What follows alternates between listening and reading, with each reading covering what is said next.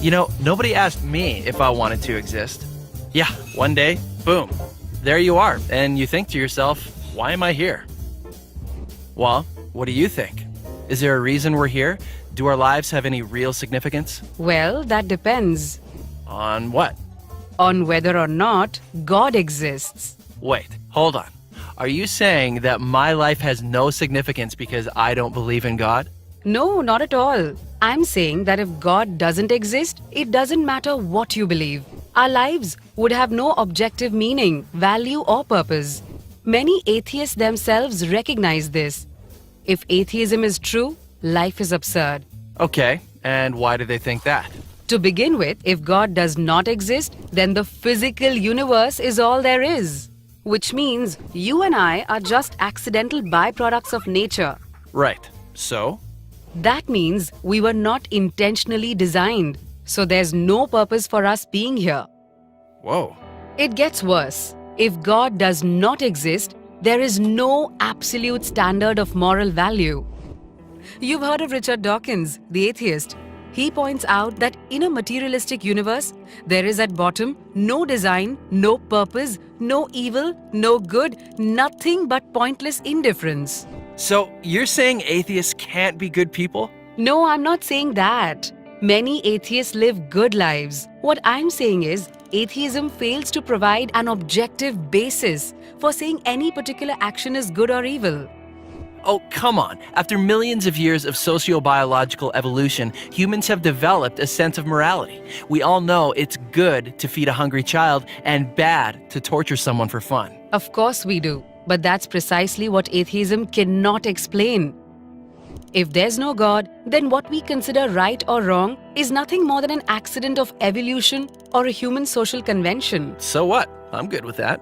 Really? Evolution implies survival of the fittest, not morality. And social convention means that racism, intolerance, and cruelty are not really wrong. They just happen to be unpopular.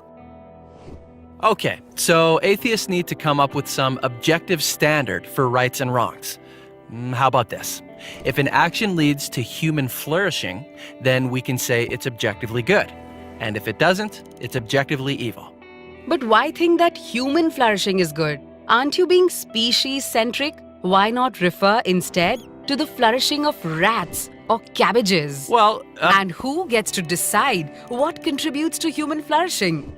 Hitler was convinced killing millions of Jews would promote human flourishing. And Margaret Sanger thought forcing poor people to be sterilized would lead to human flourishing.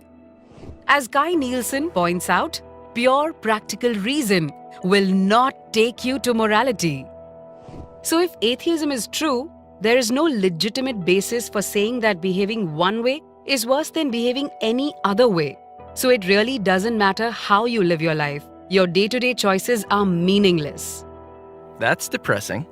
So if there's no God, what happens when you die? Well, nothing. You simply cease to exist. Right. So one person lives a kind, generous, thoughtful life.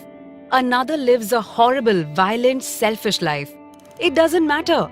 In both cases, the outcome is the same: nothingness. So how can their life choices have any objective meaning? Well, it's certainly meaningful if I discover a cure for cancer or save a child's life. I agree completely. But atheism can't explain why. Scientists predict that eventually the whole universe and mankind with it will die out. So everything comes to nothing. That's why atheist Bertrand Russell says we must build our lives on the firm foundation of despair. No thanks. I'd rather live a happy life. You're not alone. Every atheist has to choose between being happy or being consistent. You can tell the whole world you're an atheist, but you can't really live like one.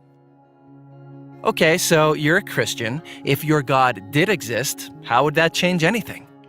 If Christianity is true, then each one of us is here for a reason. And life does not end at the grave. And God, He's the absolute standard of goodness. He knows you, He loves you, and He intentionally created you. So your life ultimately does have objective meaning, value, and purpose. That means you can live a life that's both happy and consistent. While that doesn't prove Christianity's true. Agreed.